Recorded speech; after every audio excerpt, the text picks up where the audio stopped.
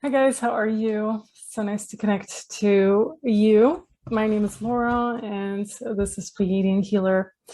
This is going to be the second part to the From Scratch series. So, in the first part, which is going to be linked here as well, you're going to find out a bit more how, we kind of splintered off from Source and how we kind of came here in the latest cycle. So one cycle does seem to be a billion years. And even if you are outside of Earth, by the way, a billion years seems immense. So even despite the fact that you should have no understanding of time and space whatsoever, when you're outside of this physical incarnation or body, a billion years seems immense. And so just the thought of, not being together with the team that I usually was with, or the souls that I usually am with for a billion years, to me seemed like almost not doable at all. And so I do think some souls just kind of decided, okay, we're going to stick together. We're going to reincarnate here together. And so that's kind of how you sold your soul off in a form or another, but you were tricked to come here. And with selling the soul off, with the feeling that I'm getting very strongly, and especially when I do, the sessions that I do, for example, like, getting parts of your soul back, getting your entire soul back, getting a huge chunk of your soul back, and all of that, part of the soul retrievals and everything. The feeling that I'm getting is that somehow when you made that contract to come here in the latest reality that we're experiencing and that we have been experiencing for thousands and thousands and thousands of years, by the way, most likely from ancient Atlantis and Lemuria and on, or somehow starting from the downfall of it and on. So it's still yet to be determined when exactly it is that we started being here in this reality, but it's a good bet to say that was when it all started. So selling the soul, what does that mean? I got the feeling, what I see specifically in these sessions is that the soul is in a form of a container. Call it the soul, call it the spark. For me, it looks like a golden spark, and that's the thing that really matters. So it is contained by, call them the controllers, call them whoever's in charge, whoever your soul has been kept by, is hidden by, or has been sold off by, in exchange of actually experiencing this reality and dragging you further and further into the Matrix game, the video game, and all of those things. When you go to scriptures of ancient Egypt and other ancient civilizations, you will actually see that they kept souls in a container for the afterlife. And all of those beliefs stem from somewhere, by the way. So they're not coming from nowhere.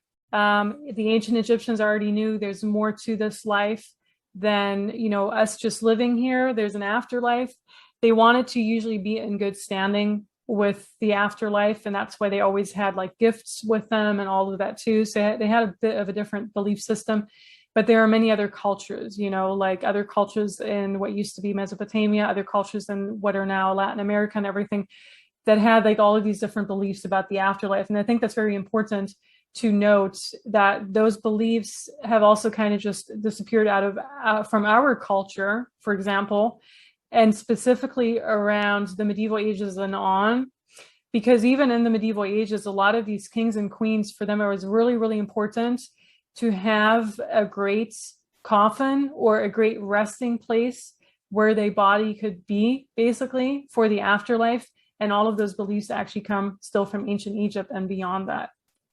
And so kind of what they're trying to do now, especially with the 1800s and beyond that, so up until the times now, they're really dragging out, a lot of old skeletons from the graves and just burying them somewhere else. A lot of our DNA is in those bones still, and everything. So there's a lot of soul remembrance that they're trying to erase, also by cremation and by all of these means. So it just goes a bit deeper than everything. But just to give you an overview, that there always has been the talk about a soul container. And so our soul, our spark, whatever, there are so many layers to this, but a huge, massive one is for us to actually get it free and out of the container that it's usually kept in.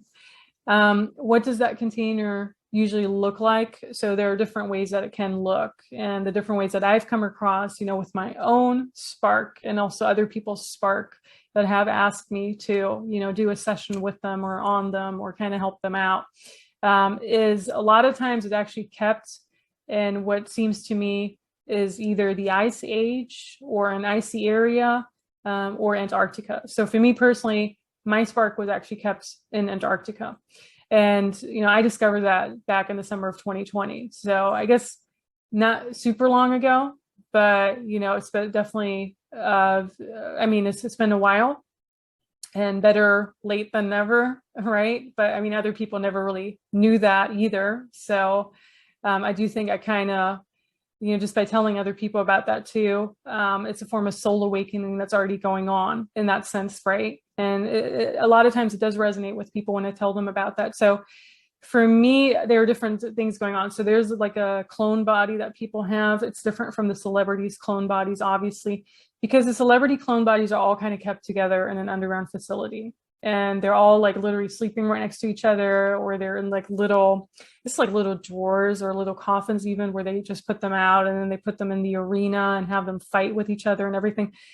But for our kinds, for people who actually have a soul, because a lot of these celebrities and VIPs are AI and they were created a long time ago or maybe recently. For example, with Marilyn Monroe, I kind of feel she's more recent than other celebrities that have been around for a longer time. I think celebrities like Michael Jackson and others have been around for much longer, maybe even thousands of years, maybe since ancient Atlantis and on, than people like Britney Spears and Marilyn Monroe and all of that too. And I actually went through a few of the incarnations with Marilyn Monroe and Britney Spears, and why energetically, they might have a similar imprint, but not really the same.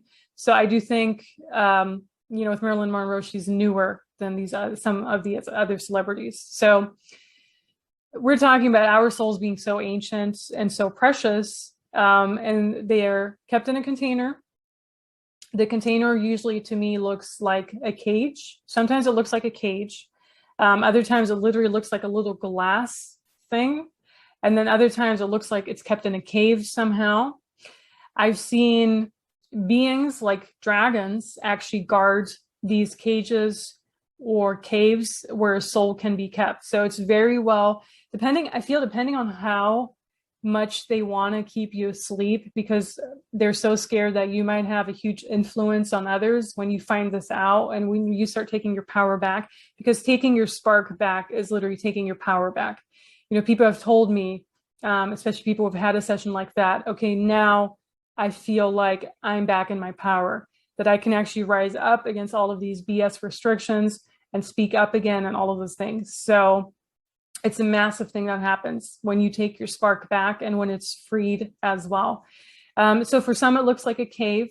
It's guarded sometimes by beings. Sometimes I don't see what type of beings those are, but I have seen dragons for some people, absolutely. Sometimes it literally looks like a little cage, almost like this, it's like kind of like a larger cage. And then they're prodding through that with sticks and kind of prodding the soul with sticks, so that really goes into the sacral area, is where I usually felt it for my soul.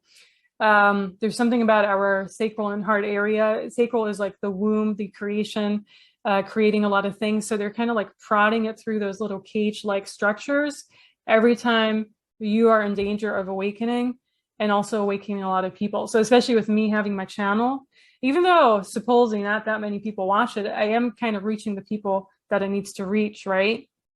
And so there's always a prodding going on. And the more I wake up and the deeper I go with these matters, and when I'm really attuned to it, because you can't be attuned to it 24/7, otherwise you would literally turn crazy, But whenever I do tune into it, it's always like that prodding through those little cage thingies, and it really goes into that womb creation area. They're doing the same now with one of my clone bodies. So I do think some of us have a few clone bodies, either on Mars, on other realities. I know one of my clone bodies was definitely in this reality that was similar to Earth, but it was floating around. So it's like kind of like a planet or star where there's not much gravity on it. So I knew it wasn't Earth. So there are a lot of, planets and stars that do resemble Earth, absolutely. Like other people have said, who have interviewed in the past and everything. But there's just something off with them, like the gravity is not the same, or the oceans don't look the same, and those kind of things. And so I know I've had an experience once where I thought I was floating around the Grand Canyon, and it turns out it was just a bad dream, but I feel I was experiencing this other reality where my clone body was meant to float over it. And so I've also seen at least one clone body in one of the underground facilities that they have. Usually those clone bodies are kept far away from any others. So you're not like bunched and heaped together in one.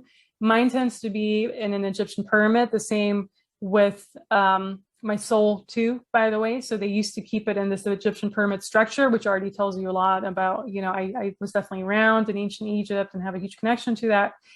I also felt there might be another chamber where another soul might be hidden in that same area of the soul that's very close to mine. So there are different layers that go into this. Like I said, you incarnate with a team of souls, and probably you are kind of kept together with that team, but in these other chambers. So never like the celebrity clone bodies or souls where they're just pulling one out after another in like these body bags, but you're kept like far, far away from each other so that you don't wake each other up. But you will still most likely come across each other in this lifetime or even in previous lifetimes because your paths are meant to cross, let's put it that way. And they are going to try everything they can to prevent that from happening. Like being like, okay, they're going to compromise one soul, so that one soul is going to be really addicted to alcohol in this lifetime. And no matter how much you try to wake them up, they're never going to be able to wake up really. They're going to compromise another soul by really dragging them into the financial fears and, always giving them all those burdens that they're basically, screwed from day one. The moment they're born in this family that's never really going to, but, we're living in times right now where you have a lot of control over your own destiny too, because you do have the internet, you do have channels like this. You do have like online things where you can make money online. You do have networks that you can establish yourself. So it is different than from the medieval ages in that sense, where you really were kept down profusely and profoundly by being born into a certain caste system or a certain layer. Like as a peasant, you would never rise up to be a king.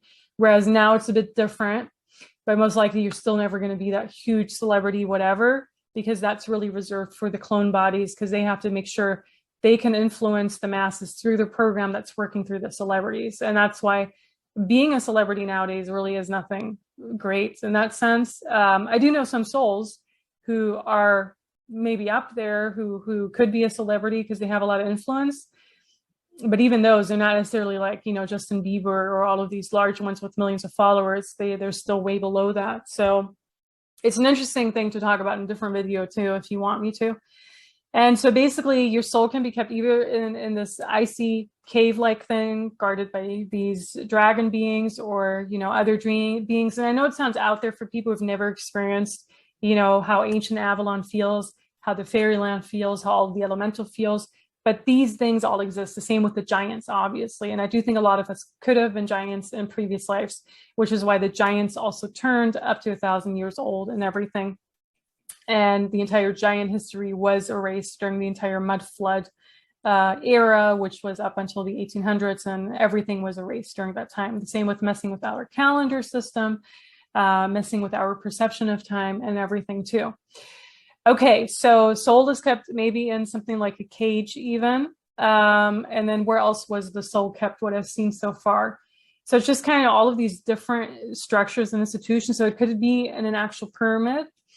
It could be in this cage thing that's well guarded by other beings too, by the way. And they all look like AI beings, like not even necessarily reptilian, but just strange, okay? And then some are in these caves guarded by other beings, and then others are something like a glass container too that kind of needs to be like literally shattered. And sometimes that glass container feels like an ice block to me. So it gets it kind of like all merges into one when it gets to those sessions as well, because like, am I really working with glass or is that like ice? And I'm trying to break through the ice and get to the energy body and the soul too. And so why would that be? Because they don't want you getting your soul, but you have free will. So you are able to get your soul, especially if you know someone who can get your soul, or if you are attuned to that yourself, if you're kind of woken up to the fact that your soul might be hidden somewhere because you sold it off in these previous lifetimes, right? And you could have just sold off certain pieces of your souls too. Let's just say you were around as a king or queen in the medieval ages, they gave you more power in exchange for an actual piece of your soul. And though sometimes I do these sessions where people only have like 10% of their soul in their body, or 20% of soul in their body, or 5% of soul in their body. And then like we have to retrieve a huge chunk back into your energy body, because you need to get that all back. And those are pieces that they could have sold off in previous lifetimes, when they were in their ego, when material things were more important to them, when they just forgot themselves in the game over and over again. So a big one, so the cycle is 1 billion years altogether, but there are so many layers to it, so many different realities that we have already experienced, from ancient Atlantis, ancient Egypt, ancient Babylon, and all ancient Avalon, the medieval ages, all of that, Antarctica is a huge one. What they say is Antarctica is not Antarctica. There are people out there like Mape Russell, who was around in the 80s and 70s, like right after World War II and on, who was saying Antarctica has that ice wall on it, that ice layer, and beyond it is a whole nother world that looks like desert structures, that looks like flowing water. So it looks like a normal Earth, another layer of Earth. What I've gotten is that ancient Egypt is actually below Antarctica, which is why when I'm talking about my soul and possibly a clone body being an ancient pyramid, that's always going to be an ancient, and related to ancient Egypt, and it's going to be in Antarctica. And when I was in Australia, for example, for the few months that I was there, I felt extremely ungrounded. And I think one of the reasons was, first of all, yes, it had to do with a lot of New Age deceptions that were coming through too. But a major reason was because Australia is really close to Antarctica, geographically at least. And they got really nervous that I would maybe establish a stronger connection to my soul. So they had to really mess with me while I was there. And my time in Australia was pretty painful, especially at the end. And I think a large percentage has to do with that, with them wanting me to leave that place so that I don't discover that I have a strong soul connection to Antarctica and there's something else going on. But literally a year later, I discovered that anyhow. So it didn't really do them much good. AI has taken over Earth for sure since ancient Atlantis, ancient Lemuria on. I think it's definitely an experiment that went wrong. Now, what I've also gotten is that it could have taken over Source, or at least a huge part of Source.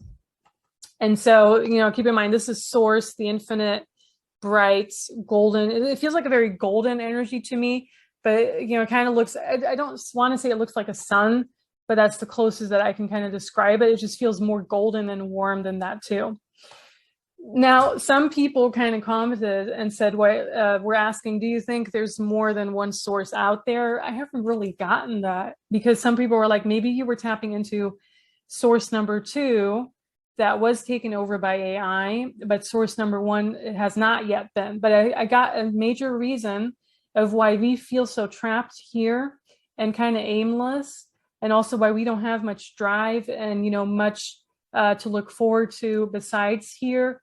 It's simply because our original place, Source, at least a part of it, maybe not all of it, but a part of it, I literally saw was taken over by AI.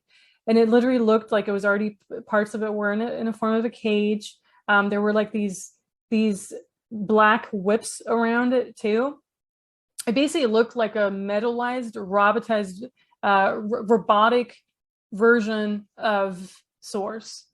That's the best I can describe it. I have the image in my mind. I'm never going to be able to let go of that image, because the way I saw it was like, wow, that's intense, if that's really is what's going on.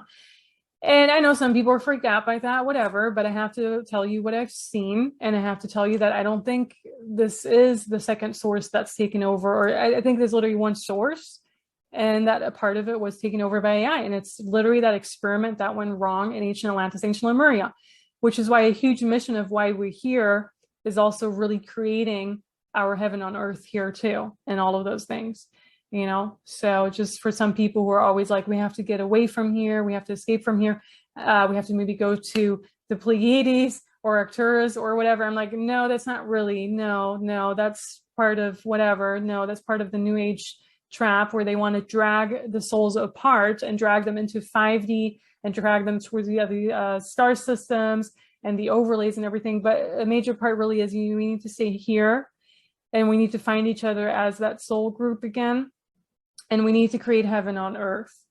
Okay, so we have the soul containers that I talked about. How much soul is in your body? It depends on how much work you've done. If you are an alcoholic, if you are abusing substances, meaning party drugs and all of that, maybe even things like ayahuasca and everything. I do know people who are addicted to substances, especially new age substances. Probably there's less soul in your body than if you are immune to that. But then also for some people, you could still have less soul in your body because you sold off more of the soul pieces in previous lifetimes. So the rabbit hole goes really, really deep. But in the essence of it, that's pretty much what it is. Also, in some sessions, what I'm getting is that, so this is just a layer of a reality. And sometimes I even go back to another spaceship for that person where they're kind of plugged in, kind of like in the movie The Matrix, where they're plugged in kind of into that video game. And that's really where a lot of their consciousness is. So not necessarily the soul in and of itself, but I feel like the soul could be scattered in all of these other realities, which is why we also have to always retrieve them from these other realities. That's why I'm always like, do a soul recall if you can't do these type of soul retrievals.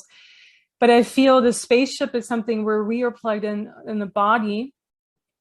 And sometimes I even have to pull the plug from there because a huge part of our consciousness could be in it. But there's something with a spaceship where maybe that's the spaceship we originally came here from. I came in with my own soul group. You came in your own version of it with your own soul group whenever you came here, where part of our major consciousness could also still be and really participating in this reality in this video game. So it's similar to the movie The Matrix. There's a lot of truth in the Matrix movies, by the way. So it has to do, shattering the cages, getting the soul out of the cages, getting the soul out of the cave, these beings guarding, where the soul is, but also kind of guarding where the clone bodies are too.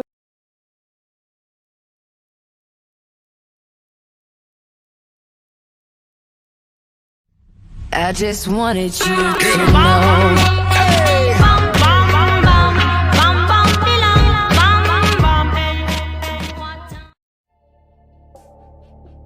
Many have pointed out the music video by Kanye West called Famous has many hints about the Illuminati, deep underground bases, advanced technology and human cloning.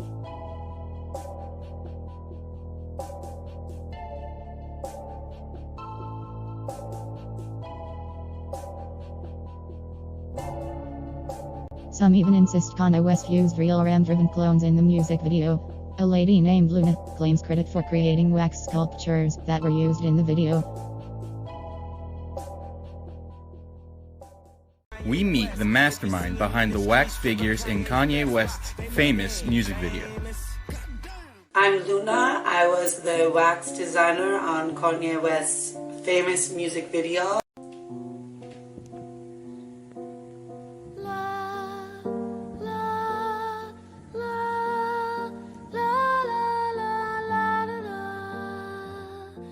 Getting to work with someone black was so amazing. We were inspired by each other. He showed me pictures of the people. He explained to me, I want them to look like they took a pill or they're tired because someone kidnapped them. Over the course of shooting, I got very close with Kanye. We slept together almost every night, but then, real Kanye came in and he said, Luna, why are you sleeping with my wax sculpture? And I said, does anyone around here knock?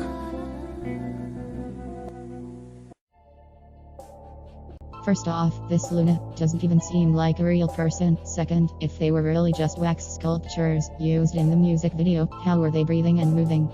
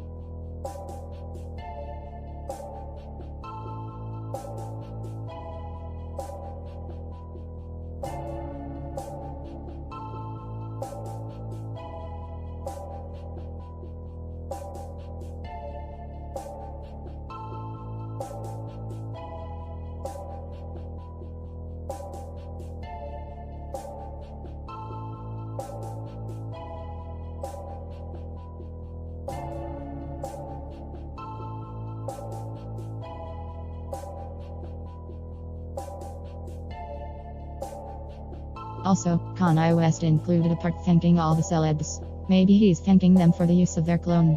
West claimed he was waiting for someone to sue him, but he knows they are all too scared to talk about it.